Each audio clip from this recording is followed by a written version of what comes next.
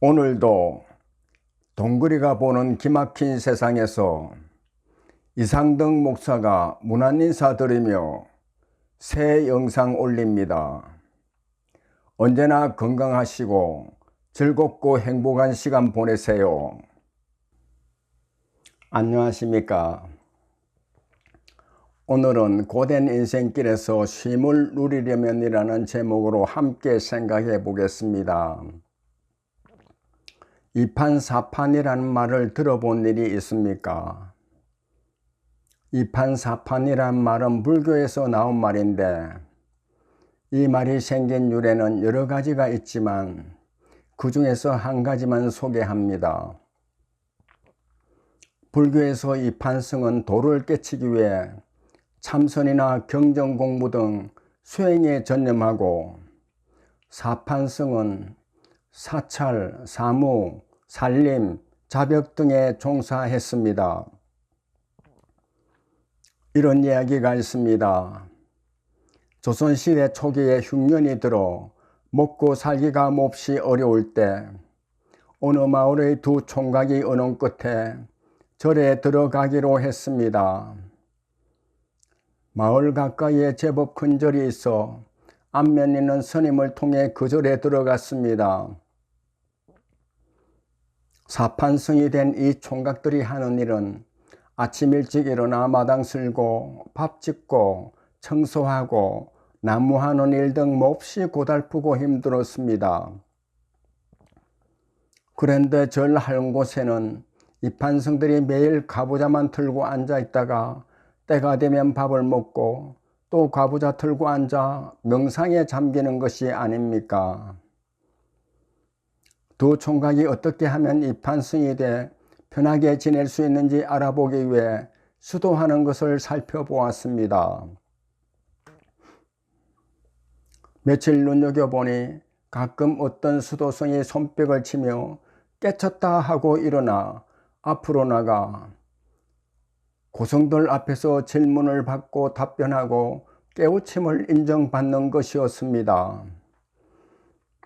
고승이 부처란 무엇인가라고 질문하면 돌을 깨친 수도승이 똥막대기다 하면 통과시켜주고 또 말똥굴이다 하면 통과되는 것이 아닙니까? 어려운 불경을 물어보는 것도 아니고 저렇게 쉬운 답변이면 자신들도 할 수 있을 것이라는 생각이 들었습니다. 그래서 두 총각이 이판승이 안 되면 다시 사판승을 하면 된다는 생각에 이판승이 되기로 했습니다.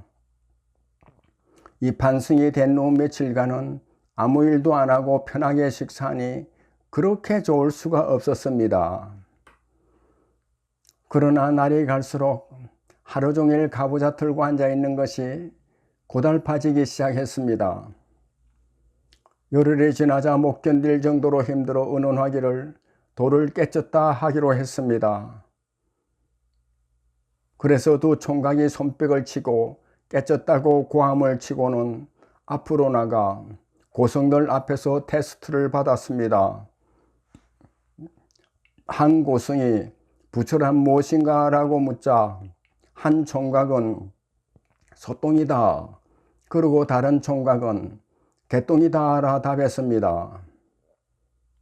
그러자 고승들이 막대기로 대가리를 후려치며 그곳에서 쫓아냈다 합니다. 이판을 못하면 사판하면 된다는 말에서 이판사판이라는 말이 생겼다 합니다. 이와 같이 대부분의 종교에서는 도를 깨치기 위해 이판승과 같이 고행과 수행을 해야 합니다. 불교계에서 아직도 존경받는 돌아가신 해인사의 성철 스님 같은 분은 10년 동안 장좌와불, 즉 눕지 않고 앉아서 돌을 깨쳤다는데도 부처가 되는 단계로 따지자면 초보 단계에 들어간 것에 불과하다 했습니다. 그러나 우리가 믿는 기독교는 우리 자신의 힘과 노력으로 하나님을 찾아가 구원받는 것이 아닙니다. 전능하신 창조주 하나님이 우리를 찾아와 구원의 길을 열어주십니다.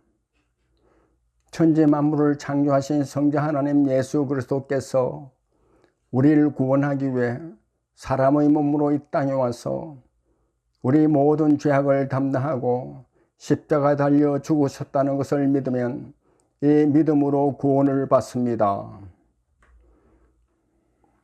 그러나 이와 같은 쉬운 길임에도 구원이라는 엄청난 것을 너무나도 쉽게 얻을 수 있어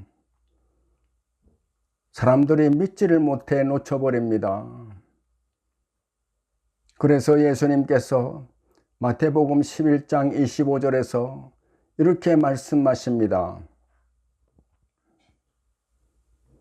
천지의 주제이신 아버지여, 이것을 지혜롭고 설계 있는 자들에게는 숨기시고 어린아이들에게는 나타내심을 감사하나이다. 구원은 어린아이와 같이 순결하고 겸손하게 하나님의 사랑을 그대로 받아들이고 우리를 구원하기 위해 성자 하나님이신 예수 그리스도께서 십자가에 달려 화목제물이 되셨다는 것을 믿음으로 얻을 수 있습니다. 그러나 율법을 가르치고 지도하는 서기관과 바리새인들은 스스로 죄인임을 깨닫도록 주신 율법의 참된 정신에서 벗어나 율법 위에 더 지켜야 할 무거운 짐을 만들고 또 만들어 자신들도 제대로 지키지 못할 짐을 하나님 앞으로 돌아오는 사람들에게 지라고 했습니다. 그래서 예수님이 마태복음 23장 24절에서 서기관과 바리새인들을 향해 이렇게 말씀하십니다. 또 무거운 짐을 묻고 사람의 어깨에 지우되 자기는 이것을 한 손가락으로도 움직이려 하지 아니하며 구원은 하나님의 사랑과 계획과 희생으로 이루어진 것이지 우리 선행이나 노력이 가미되어 이루어지는 것이 아닙니다. 학문적 탐구나 고행으로 얻어지는 것이라면 성자 하나님 예수 그리스도께서 사람의 몸으로 이 땅에 와서 십자가에 달릴 필요도 없었을 뿐 아니라 그렇게 해서 몇 사람이나 구원을 얻겠습니까? 이것은 자신이 하나님의 반열에 서서 하나님의 희생에 나의 희생을 보태야 구원이 이루어진다고 믿는 것입니다. 이것은 자기의 행위를 내세워 하나님이 구원을 온전히 이루어 놓은 고결한 희생에 흠집을 내는 것이며 이것이 하나님이 제일 싫어하는 교만입니다.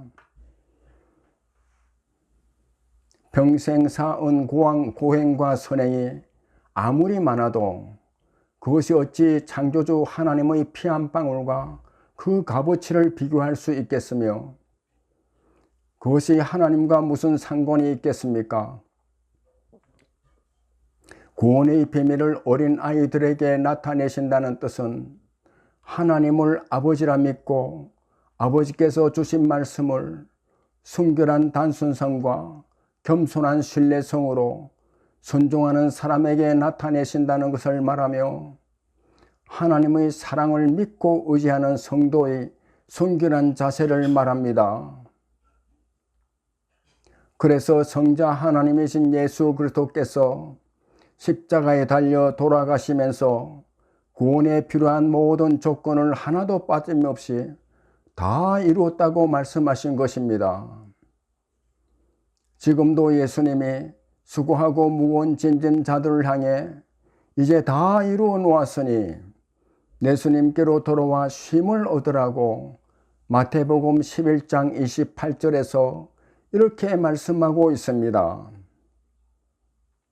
수고하고 무거운 짐진 자들아 다 내게로 오라.